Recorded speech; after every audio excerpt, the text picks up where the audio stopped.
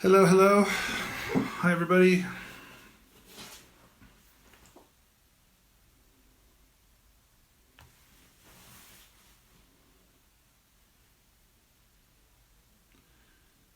Let's see.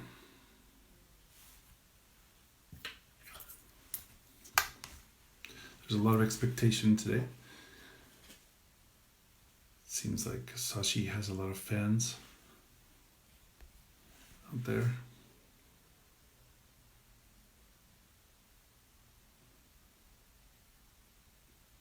Although, maybe because today's Saturday, other people are doing other things. Hi, Sarah. Good to see you. Hola, Miguel. As you can see from my teeth, I've been drinking wine all day.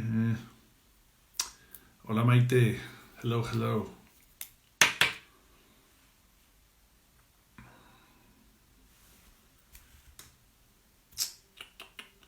Let's give Sashi a moment to connect.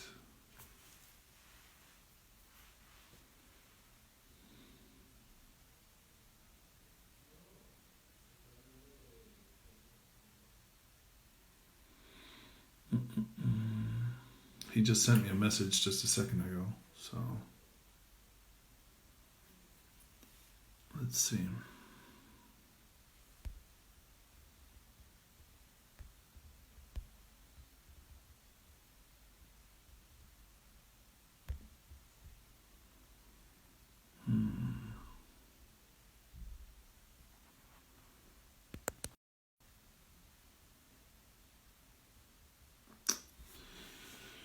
I don't know how to send him a message from the app.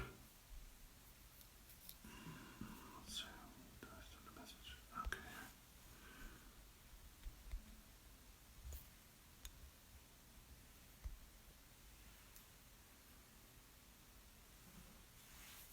Still learning how this works. How's everybody doing? Hope you're doing well. Oh, snap. I don't have a picture of his wines. Okay. Let's get him.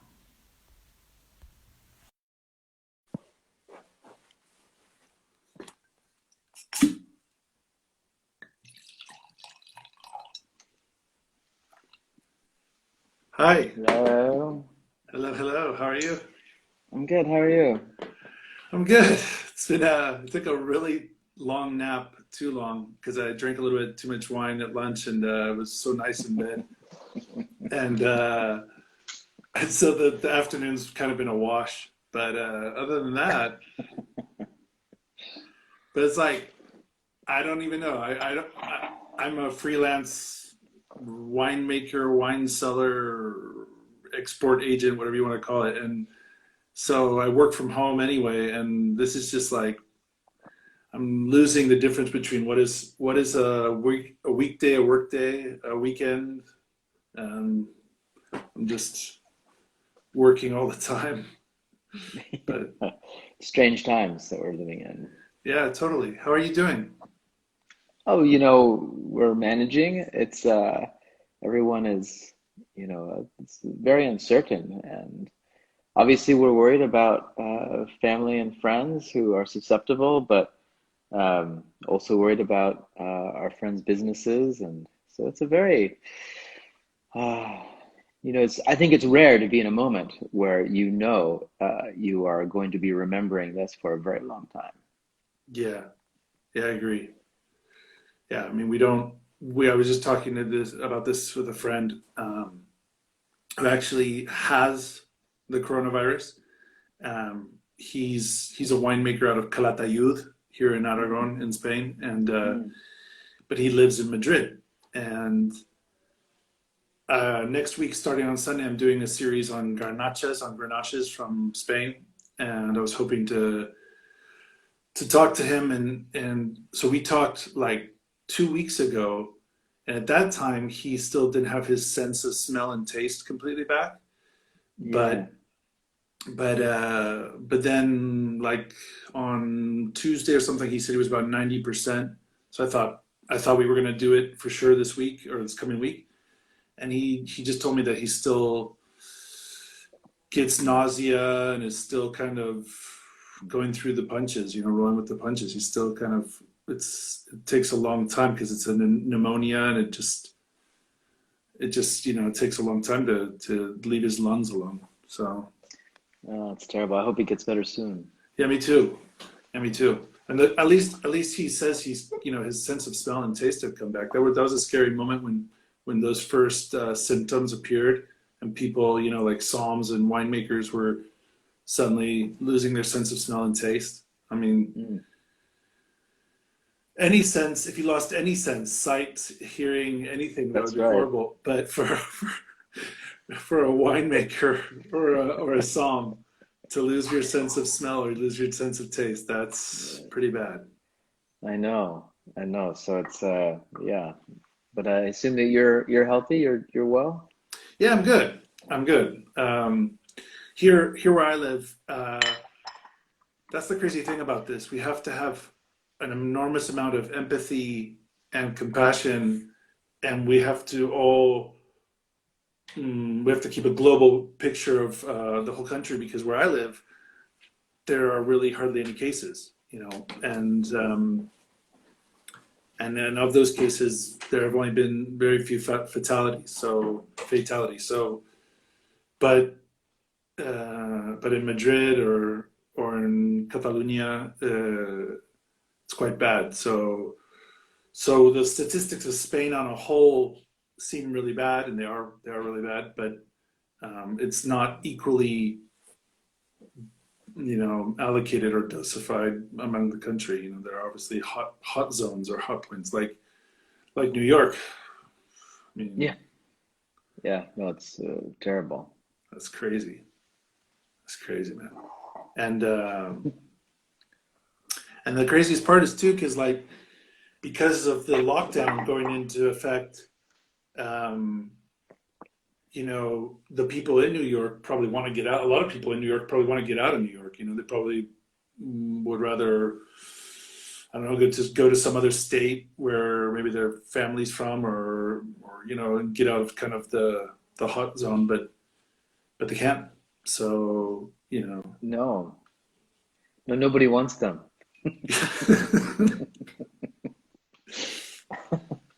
yeah.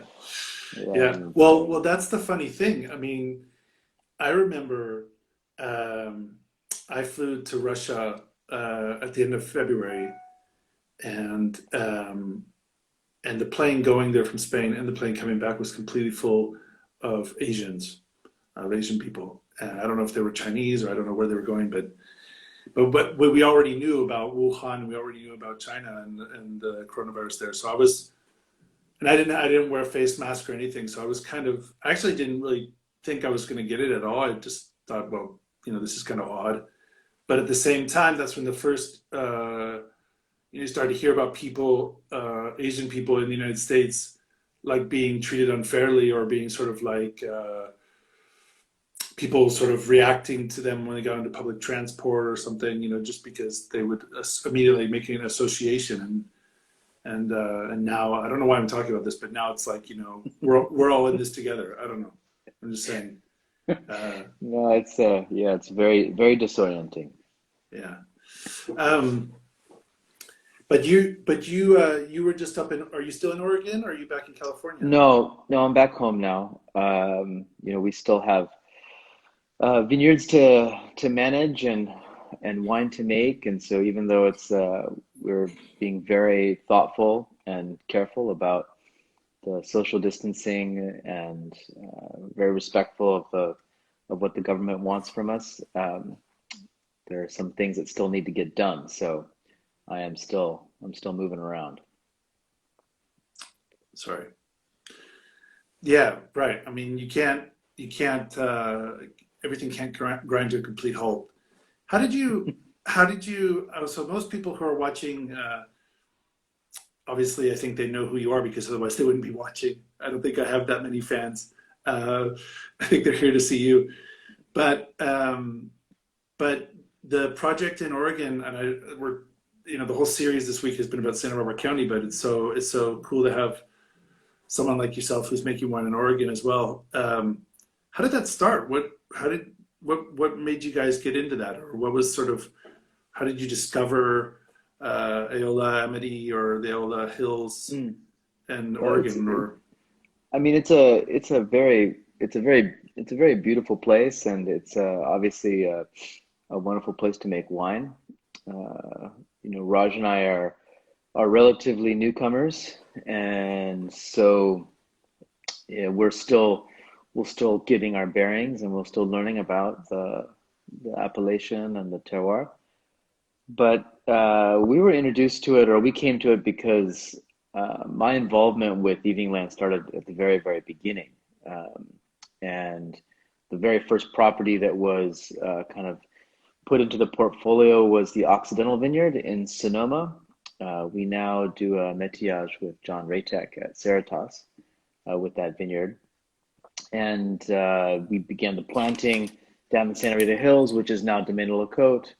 And at the very same time, the lease was signed for the Seven Springs Vineyard in Oregon. So when I was involved with Evening Land, I was already involved with the Oregon side of the business, although I didn't have any winemaking responsibilities there. As things changed at Evening Land and the business changed, what we started doing is we kind of spun off the Santa Rita side, which became Domaine de la Côte, and then very shortly after that, the Oregon property was came into our management, and so that's how it happened. Our business partner is the owner of of Sandy, Domaine de la Côte, and Evening Land, and so that's why we're all kind of in it together. And it's been a great experience. It's right now I can't fly, so I drive between California and Oregon. So that's that's a new challenge. It's very far, but it's worth it. It's I think as a winemaker, there are benefits to being pulled out of your comfort zone, being put into a new environment where you have to you're dealing with the same variables, but the challenges are different. So I think that kind of helps. I think it helps you gain perspective on you know all your wine projects. totally, totally.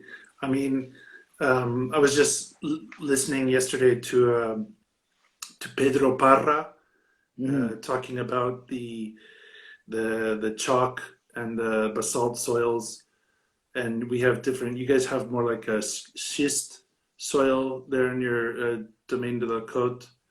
right. Um, so even though you're working with, and then the weather or the influence of the Pacific is different, and the orientation of your vineyards is different, and even just the latitudes. I mean, your Santa Barbara's further south, much further south. So I mean, but it must be really cool to kind of. It's like when you taste wine. If you just taste one wine, you can have a sort of appreciation or an idea of if it's good, bad, or like maybe if it has minerality, doesn't have minerality. What's the oak treatment, whatever. But it's always when you taste side by side, or if you do a vertical or horizontal tasting that you really. It's not just that you get a better perspective, you get a better idea of the same wine that you would have if you would have tasted it by itself. So I feel like perhaps that for you as a winemaker, you also have broaden your perspective and have a better appreciation of each of the wines that you make, being able to kind of compare them, uh, one to the other and one region to the other. Yeah, I mean, even though we're separated north south between Oregon and California, I think the similarities uh, to other winemaking regions is more, the influence of the ocean. So obviously, like in Spain, you have all of the influence of the Atlantic on many appellations, and then you have the continental climates in the interior.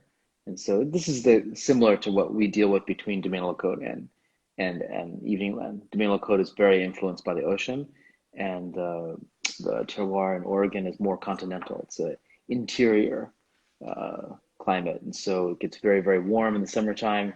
The evenings are very warm, Domaine de la Côte is the opposite. The summers are very cool, and the evenings are also very, very cold. What's the altitude there at your vineyard? Is around 150 meters. I don't know what that is in feet. Like about 500 feet, or what's the Yeah, but altitude? both domains are very similar that way. Domaine de la Côte is at approximately 300 feet, 300 to 400 feet of elevation, and Evening Land is between 400 and 700 feet. Evening Land faces mostly east, and Domaine de la Côte faces mostly south. Um, Yeah, but no, yeah. they both have these beautiful vistas and views. There's quite a few similarities. And when you started in Sonoma, like you said, was Raj already in the was he already part of it, or? No, no, Raj started Sandy in 2010. That's when I started working with him very, very closely on a winemaking side. Evening Land was started in 2006. The Seven Springs was leased in 2007. Domaine La Côte was planted. I started the planting there in 2007. So Wow. at that time, Raj was still very involved with the Michael Mina restaurant group. Yeah. Um, well, I've been fortunate enough to visit Domaine de la Côte, and it's pretty extreme. Someone asked if there's people are asking a lot of questions, so I'm going to try to try Yeah, to I'm happy get to answer them. try to get to them. And since we're talking about altitudes and soils, we might as well geek out. So they're asking if the vineyards are dry farmed. I Uh, guess, yeah, in Oregon, they are. Yeah, the water holding capacity of the soil is very, very high. There's a very significant amount of clay in the soils, and the soils are quite deep. So it's very easy to dry farm. 2018 was the driest year on record in Oregon, and even in such a dry season, I saw very little hydric stress on the vines. The wines you can feel it in the wines, but the plants didn't particularly suffer, which is a great sign. It's they're able to withstand even a very, very dry summer. Domaine yeah. Low-Code is the opposite. Domaine Low-Code has very, very low water holding capacity. The soils are extremely well drained, and so once we get out of our rainy season, then it's quite important to continue some kind of small amount of irrigation. And then another question was if the amount of extraction. Now, this question between Evening Land and Domaine de la Côte, if the amount of extraction, I suppose he's talking about black grapes like Pinot Noir, is Mm. different, or you do it differently. And I would say, so like that question probably also is like how much are you macerating or soaking the grapes and etc. But if you would like to comment on that, because someone asked that question. Sure, very, very different. So at Domaine Lecoq, because the flowering is quite early, so we have an early bud break at Domaine Lecoq, and we have a very late bud break at Evening Land. And the early bud break at Domaine Lecoq means that during flowering, the pollination is quite difficult, and so we have very poor set, and therefore we have very few seeds in the berries. At Evening Land, because the flowering is quite late, we have much better set typically. Berries are bigger, there's more seeds. And so because of that, we have very, very different parameters to work with in terms of extraction. There's more tannin available during the maceration in Oregon than there is in California for us. So because of that, people are familiar with the wines. They now will kind of be able to put those dots together, connect those dots, and understand that's why we use so many stems at Domaine Lecoq, because we don't have the tannins, because we lack so many seeds. So we really use more stems. We also do more punch downs. Um, to try and put more structure in the wine. In Oregon, it's the opposite. We have a lot of tannin. So in fact, we starting with the 2016 vintage, and now by 2019, it's a pure infusion program. So no pump overs, no punch downs, no physical manipulation of the must at all during the entire maceration. Wow. And I'm quite in love with the wines now. It's a very very beautiful way to ferment the Oregon grapes. So I'm not familiar with that technique. How do you keep the cap from drying out? Well, so fortunately, the winery, Raj and I did not design the winery, so we were not there to purchase the equipments, but fortunately, the previous winemaker had split the vats between both open top wooden vats and concrete vats that could be closed. So for the infusion process, we use the concrete vats, and the grapes are gently destemmed, put into the tanks, and then we cover, we put the lid on the tanks, and then we just leave it there until it goes dry. Okay. And so with the top down, it kind of protects it from sort of. Yeah, it's quite a humid environment in there, and so it doesn't. We don't see any drying out of the cap, and it's we're able to kind of have that fermentation happen very very gently. Cool. Another question was sort of the pHs and acidity levels when you're Again, harvesting. really really different between both properties. In Oregon, we tend to have better acidities than we do in California, Huh. and that has to do with the maturation time. So typically, most people when they are working with Pinot Noir, they're working on a kind of 100-day between mid bloom and harvest. This is quite normal, and in Oregon, usually we're on the slightly earlier side of that, so maybe 90 to 100 days, and in California, we're maybe on the other side of that, maybe 100 to 110 days. And because of that, you have differences in your pH because there's just more opportunity for respiration of the acidity in Oregon. There's also it's a warmer summer, much warmer evenings. The vines are working for more hours during the day during the growing season than they are in California. So we feel better about picking the grapes a little bit earlier there. And then in California, because we have very cool nights, very cool mornings, we tend to like leave the grapes just a little bit longer to get better maturation. And so therefore we have slightly less acidity. Hmm. That's interesting because I was thinking because it is really chilly and really fresh there at Domaine de la Côte. So I was in Very my much mind, so. and in my mind, I was thinking, okay, cooler, more acidity, but it makes And sense, of that's course.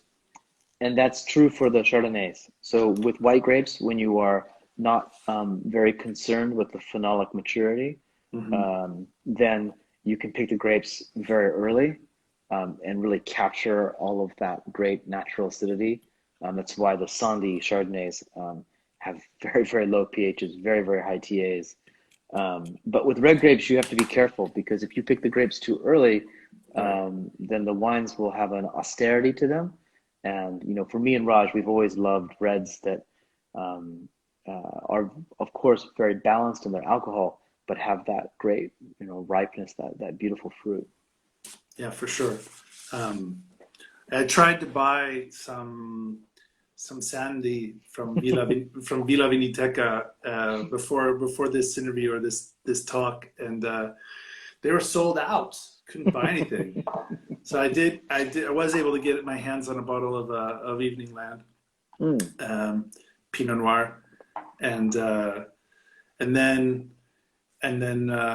Vicente of Minimal, he's gonna start bringing in Piedrasassi. So Oh, good. Yes, we're excited so about that. that'll be cool. Yeah. Um, all right. So here's an interesting question. So there's a person who says they have all of the Domaine de la Côte. You have a lot of fans. Everybody around here was totally stoked that I was going to be. I'm stoked too, by the way. I'm geeking out right now. Sorry. Um, they say they have all of the different Domaine de la Côte wines in their cellar, and he's curious, sort of, if you feel that some of the wines age better than others, or if you have like, or if you feel that they're all. I mean, I feel obviously, if, because like we were just saying, it's a pretty cool climate, and you guys are making sure that they have enough tannic structure. You're using stems, and you're also got good fruit. So I'm sure they're all super age-worthy wines. But if you have any opinion, if for this person who asked this question, if of the wines of Domaine de la Côte, if there's perhaps one that should be drunk earlier than others, or to Yeah, better appreciate it. I think uh, we've always felt that Memorias and Bloomsfield are just very charming when we release them. They have a great aromatic complexity, and the tannins are very silky. Yeah. Lecote is a wine that also is easy to enjoy when the wine's young, but we've really noticed when we kind of go back and we taste some of the older vintages that Lecote's the aromatic complexity really increases dramatically with bottle age. It becomes a much more serious and complex wine, whereas Bloomsfield Memoris really just kind of follow the same trajectory. They also are quite beautiful when they're older, but they're not as different Right. as the changes that we see at Lecote. Right. Yeah. It's like it's like a lot of people. This happens a lot with champagne. Some of the best champagne, and obviously the best Burgundy as well. And even Bordeaux. That um, a lot of people drink them when they're babies and when they're fresh in the bottle, and they say, I don't understand what the big deal is about this wine. They don't understand why they paid so much money, and they Mm-hmm. complain, but then it's because they haven't waited long enough, and the wines Mm-hmm. develop over time. So there's another question, which was if the soils, um, when we were talking about acidity Mm. between Oregon and California, someone asked if the soils, if you feel that how the soils are affecting acidity, or if they affect acidity. I don't know. Uh, they, they do, but not in a if you, for instance, in Oregon we have very acidic soils. This is quite common in Appalachians where you have a lot of rainfall because the rain leaches a lot of calcium. So you start to see your soils acidify. In a place like California, particularly Domaine-la-Côte, it's very, very dry. We only get typically between 13 to 15 inches of rain a year. You tend to see the opposite issue. You see the salts start to accumulate in your soils, particularly here where we are all based on ancient marine sedimentary soils. And so here the pH of the soils tend to be a little bit higher, less acidic, a little bit more basic. And what that really means for the chemistry of the wine is not it's not a direct correlation. It's more that the plants have difficulty in very acidic soils and basic soils assimilating the nutrients that they need. And so this can be very devigorating, which can be good for having lower yields, naturally lower yields, delaying ripening a little bit. These can be beneficial. If it's too extreme, then the plants obviously are not getting enough of the micronutrients that they need, and that can lead to maturity problems in your grapes. So this is why limestone has always been something that many grape vineyards are planted on, because those alkaline soils are naturally devigorating to the vine, and that produces smaller plants with smaller yields, with berries that are smaller, and so you have more concentration in the wines. It's why you see that it's such a common thing. Um, but you also find some benefits on the other side of the pH spectrum where you get into very acidic soils. You have the same kinds of the benefits are different, but there's the same effect of a naturally devigorating element. Okay, I have another question. How's Siren's Call doing? Is it still producing decent yields? So this year we undertook a major undertaking at Siren's Call. Siren's Call I've struggled with really since the beginning of planting it. It's the name is very apt. It's very high elevation, very windy site, very low vigor soils. We planted that vineyard originally on own-rooted Pinot Noir, um, and was planted at 7,000 vines to the acre, so 20,000 vines to the Wow. hectare. Wow. Uh, Today, this spring, we made the decision to remove half the vines, and we just it even though it seemed to make sense in the beginning to plant the vineyard very densely, because we were thinking that, well, because it's such a difficult place to grow plants, because the soils are so weak, we need many vines. The problem was we created too much competition between each plant, and so by giving just even this year, even we're very early in the growing season, but already I can tell that that benefit was going to be really helpful. We probably won't see that much more yield, but I think we'll see healthier plants. And so, Siren's Call is one of those vineyards that will take a lifetime to figure out how to properly grow the plants, how to manage the vines. It's not a it's not an easy terroir, so it just will take lots of time. Is that is that the vineyard that's at the very top there? Yeah, Okay. yeah, it's at the very, and whenever you get to higher elevations in the Santa Rita Hills, you get more exposure to the winds coming from the ocean.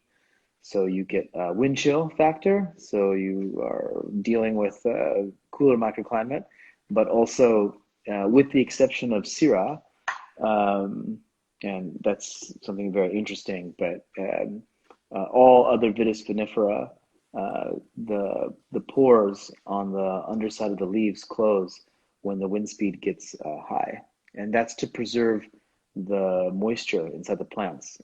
Where you have windy areas, the plants can dehydrate very quickly. And so this is just a natural mechanism the plant has to prevent themselves from losing too much water. But when they do that, they also stop ripening. And so this is why it can be really a challenge growing grapes in windy microclimates. Yeah, definitely.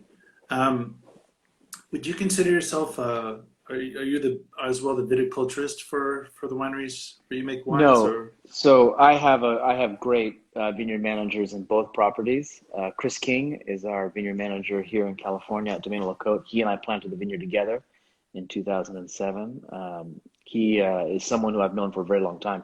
I hired him as a winemaker at a winery that I was consulting for before the planting of Domaine Côte. So we were able to work together in the cellar. He's got a great understanding of wine making, wine quality, great appreciation for wines from all over the world. And that to me is a really important character to have, quality for vineyard manager, because too often I see vineyard managers, they don't have the experience of making wine. They don't have the experience of understanding wine quality, and they don't have the experience of drinking wines from, all over the world. And so they may be extremely technical in their ability to grow vines. But as we say, it's a cliche, but you're not growing grapes, you're growing wine. And so sometimes you have to do things in the vineyard that seem strange to maybe a normal horticulturalist. Because you're thinking about the wine, you're not thinking about the fruit. It's strange. Um, and in Oregon, we work with a woman, Jessica Cortell. She's PhD, extremely bright, has given me so much insight into plant physiology and the ability to manage disease in the vineyard in a organic. We farm that vineyard biodynamically. She's been amazing. So no, I'm my role is only to help them uh, do their work at the highest level possible.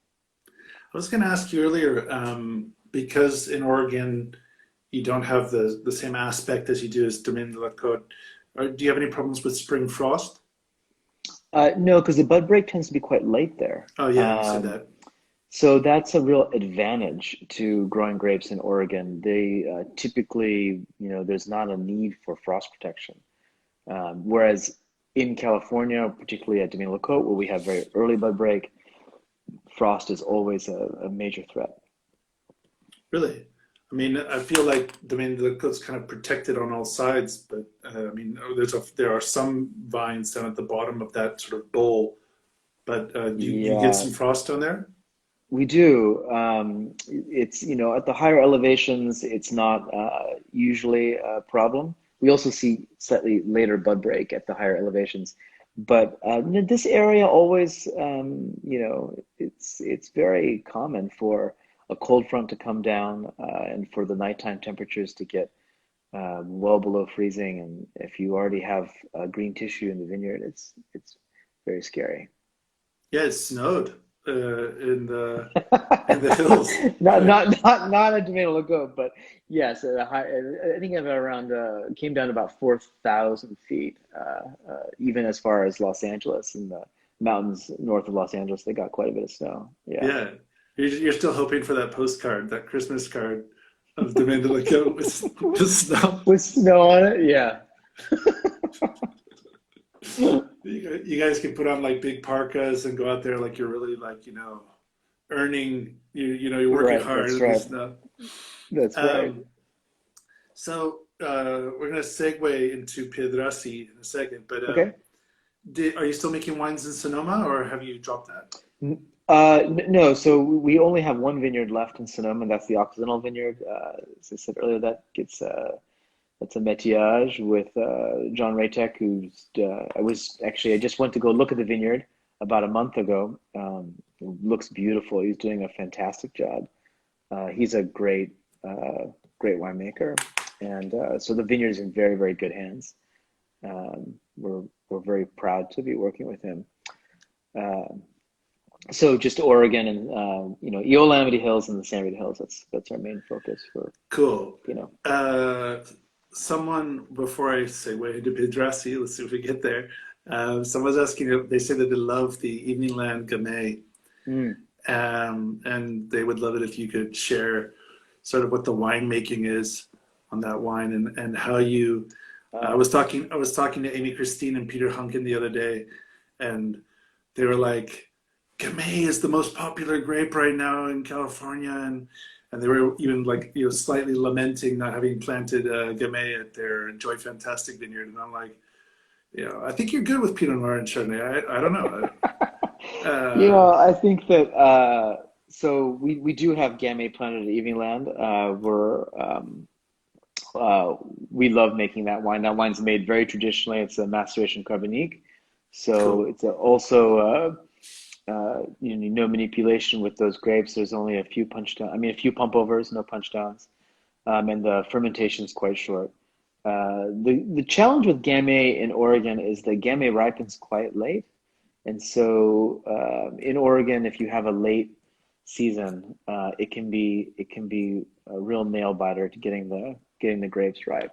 So for instance, last vintage, 2019, we had to do many different harvests in our Gamay field because we have a section of the vineyard that's close to some trees and not does not get as much sunlight. And those grapes, the maturity level was really different than the maturity level a little bit further down the hill. And so we made quite a bit of Passe in last vintage because we were able to blend some of those Gamay grapes that were not as ripe with some riper Pinot Noir, and we made really, really pretty wine with that. But Cool. yeah, Gamay has a good future in Oregon. There's no question.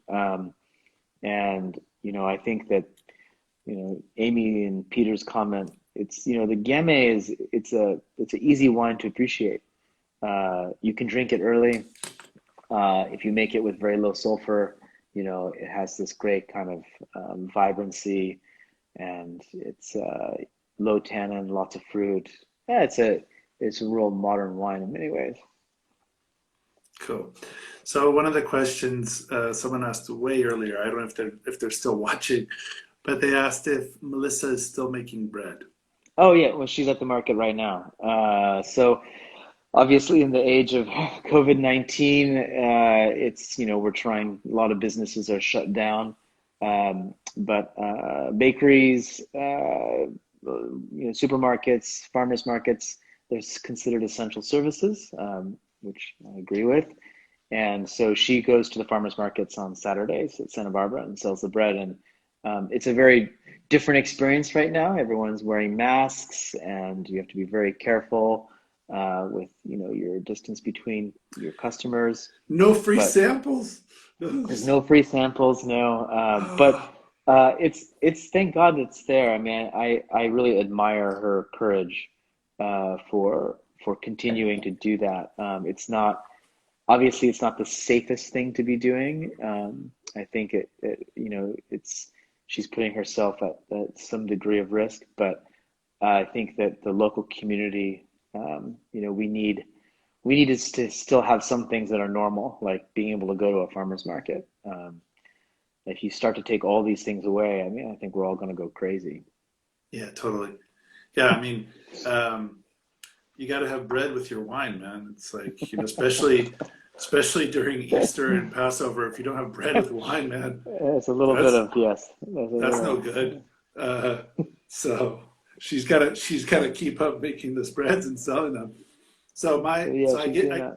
I get you completely because my wife's a pharmacist. So through this whole thing, she's been Yeah, open, and but I think you are at more of a risk, and like here in Spain, the health community or the people working at hospitals and other health institutions have been hit really hard. Like I think it was 17% of the infections or people who have got the virus are of the health industry. So, I know. um, but it's just what it is. I mean, and at the same time, um, she's lucky enough. I'm speaking about my wife now. She's lucky enough to have her job and have the pharmacy still open. So uh, a lot of us, we have no idea what's going to be happening, especially in the restaurant industry. But what's really odd here is when this thing's first, when I couldn't even believe it. I was dropping off a couple of cases of rosé to a restaurant of a friend here, and I don't usually take my own wine to the restaurant, but he's a good friend of mine, and he's like, God, I wish I remembered that I ordered that because now we got to close tomorrow. And when he said it, I couldn't even believe him. I was like, are you Yeah, kidding me? But so my first thought was all of these delivery companies like Uber Eats, Globo, Deliveroo, whatever have you. I thought, God, they're gonna make a killing. Like everybody's gonna get food delivered to home. And here in Spain, it is so bizarre. Um, you go onto one of these apps, and like 90% of the restaurants are not doing takeout. They're just closed. Uh, there are very few restaurants even open even for takeout here in Spain. I know that in California, and maybe other parts of the United States that's different, but here in Spain, people have they're just closed. So, and everybody's just either cooking at home or I don't know what they're doing, but or buying prepared food at the supermarket or something. But it's really Well, bizarre. restaurants are not, we have obviously a lot of friends who own restaurants, and one of the big problems is that restaurants are not the most kitchens are quite tight quarters. Most restaurants don't have big, generous, expansive kitchens where you can maintain 6 feet between each other. So they're just not very safe places to work. And I think a lot of restaurants close because out of concern for their kitchen staff. It's just not a safe place to go to work. So you could either go down to just a very small staff in your kitchen, but then that can be very hard to accommodate takeout or any kind of food service with a limited team. So I think, yeah, that's I don't think we've even really truly begun to understand the enormous impact this is going to have on restaurants. It's hard to imagine what it's going to look like because even when restaurants are allowed to open, I don't think the government officials are going to allow them to be full. So they'll have to try and survive with fewer guests, and it's going to be something that we're all going to have to work very hard to support them if they're going to make it. Yeah, totally. So describe Piedrassi. When did that start? And Piedrasassi started in 2003, so sorry, it's the oldest Piedrasassi. winery. Piedrasassi. I was saying it It's wrong. the it's the oldest winery that I own. Started it with Peter Hunken. He was my original winemaking partner, and I have a very close relationship with a person that I used to cook with, Peter Hunken. I mean Peter Paston, and his wife Amy Paston, and they own restaurants in Washington D.C. And that's he's really the person that really got me into food and wine. And so he is a partner in Piedrasassi along with my wife Melissa. And Piedrasassi has had the most, it's been privileged with never having to make a lot of wine. It was always, for me, kind of an experimental uh, a winery, a place where I could try a lot of new techniques and ideas, and feel like I could manage the risk. So, for instance, we use a pied de couve now in all of our fermentations for reds, Domaine Côte, Sandy, Evening Land. That whole technique was developed at Piedrasassi first, and so Piedrasassi is a place where me and my winemaking team can do a lot of. We have more freedom to kind of try new winery techniques, think about how to make wines in a different way. And if they're successful there, then we kind of move them into the other wine programs. So it's a very important winery for me.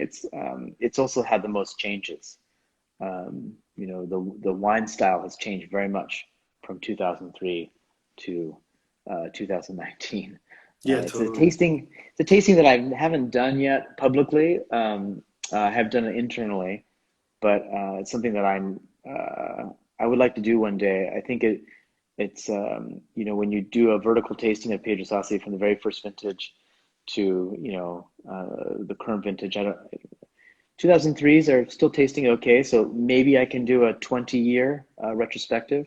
But I think it would be interesting for um, I know it'd be interesting for me, and I assume it might be interesting for other people too, to kind of see the changes in winemaking, both influence from critics, but also just the natural evolution of a winemaker. I mean, when young winemakers tend to, think about wine in a different way than older winemakers, and so being able to taste those changes is really something that I think is interesting because when we think of wine, a lot of people think that it's a static thing, but the reality is that wine styles change a lot, Totally.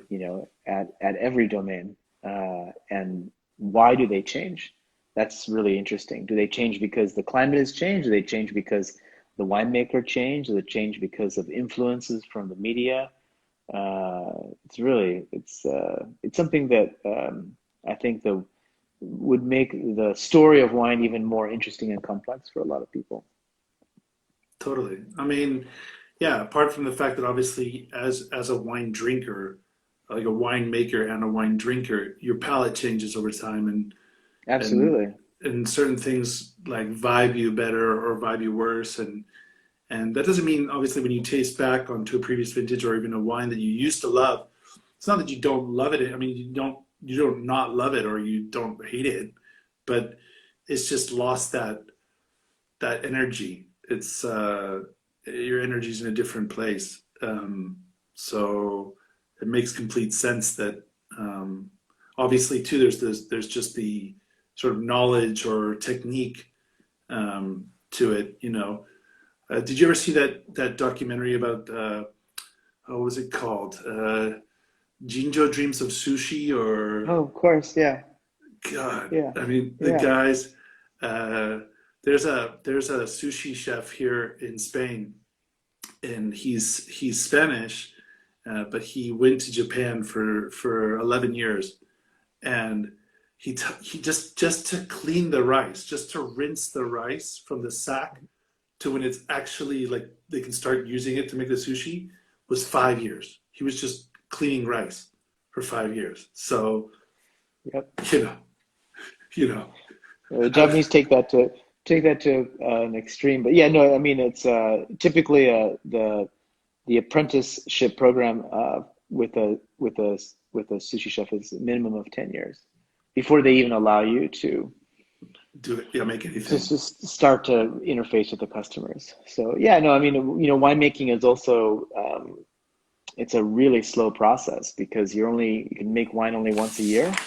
Um, and so particularly if you're working in a very small program and you're not making very much wine, it can take a very, very long time to really understand, uh, what you're doing and what you want to do and where you want to go. Yeah, definitely.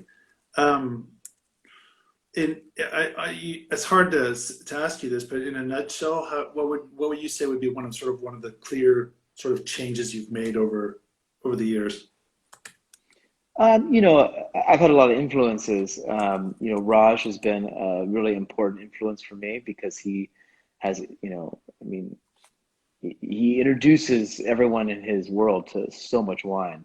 And so it really gives you an opportunity to constantly be tasting new wines and occasionally having those, really important questions like, wow, like how did they do that? And I mean, for instance, like the infusion that we use now at Evingland was really born out of uh, when Raj first introduced me to Clos Rougeard. And I remember tasting that wine, and just wine is completely idiosyncratic. I mean, there's nothing in the Loire Valley that tastes like that. And you just start to go down the journey of like, well, why? Like, how do they, how do they make this wine, and how is it so different from all of their colleagues? And of course, maybe there's some vineyard practices that are slightly different, but there's also a lot of different winemaking techniques there. And so, someone like Raj is able to really introduce you to these wines, and also because he's gone to visit so many of these domains, he can also give you insights into what they're doing and what they say about their winemaking process. And then we're able to assimilate that and apply it to our own winemaking. So I think for me, the biggest change has been, how do you achieve the combination of a wine that will age for a very long time? Because I've always loved old wines. They're they're just that's my favorite kind of wine to drink is a mature wine. But how do you make a wine that will age very, very well, but will, in its youth, still be extremely complex and interesting and exciting to drink? And I think all the great wines in the world pretty much are able to achieve that. You can drink them young and you can drink them old. And I think that's really what separates a really truly great wine from average wine. Totally. Yeah, like one of the famous wines here from Spain, Vega Sicilia, the Hmm. Unico, Yeah, is a perfect example of that. yeah. I remember a friend of mine at a wine bar in Madrid. He tasted me blind on some stuff, and he poured me a glass of Unico, but it was just just bought, like just released, and it was fantastic.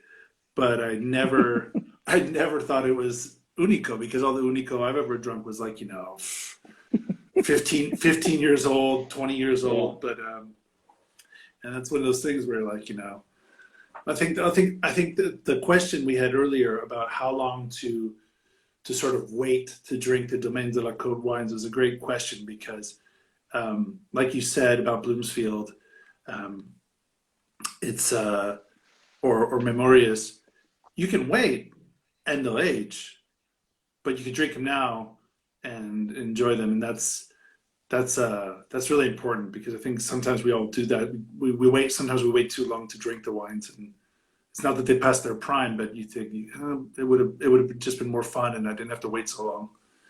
Yeah, Um, no, Syrah is a grape that's a real big challenge with because, and I think that's probably that's been the biggest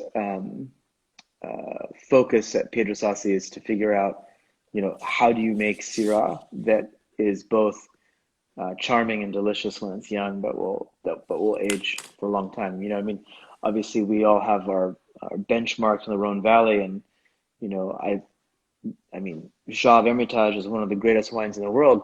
It's a very difficult wine to drink young. Um, but then, you start to taste wines from some other producers who are really figuring out how to make the wines both approachable and delicious and complex when they're young, but obviously going to age very well. That to me is some really exciting work. That's the most progressive um, ideas I think in winemaking now is how do you make these wines that are legendary as old mature wines that will live 40, 50 years, but have complexity and great balance when they're young. yeah, totally. I mean, I think you would agree that you can't make a wine for everybody for sure. So you have to, when you say the drinkability now or enjoyable now, that definitely is in the eyes of the beholder or in the palate of the drinker, or in your case, the winemaker. I mean, but they have to be within a certain framework. Like Hmm. I think tannins, especially, um, and even acidity sometimes, are some of sort of the 2 points that kind of like can bother people when a wine is young. That they're not ready for it. But if you're an experienced drinker and you can say right away, well, okay, I get it. This wine is high acid, but the acid's they're gonna break down over time, and it's gonna smooth out, and the wine's gonna get a little bit more of the sort of this textural component that's gonna make the acidity seem less sort of tangy, let's say. And then with the tannins, it's obviously the same way. I remember you guys, your Chardonnay, the Sandy Chardonnay. I don't remember if it was there's the Carmel Vineyard for the Pinot Noir, but what was the single vineyard for the Chardonnay? Or There's quite a few of them, but there is also a Mount Carmel Chardonnay.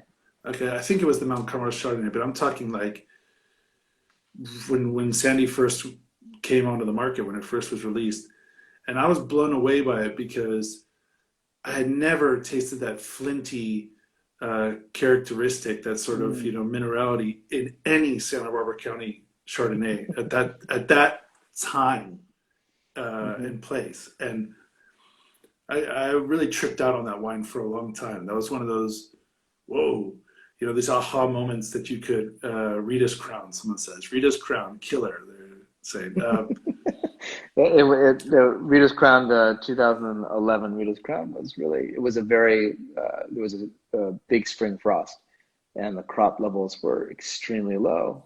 And So the Bent Rock 11 and the Sanford Benedict 11 and the Rias Crown 11, those wines are really extraordinary wines. They just had this concentration of fruit that allowed them to be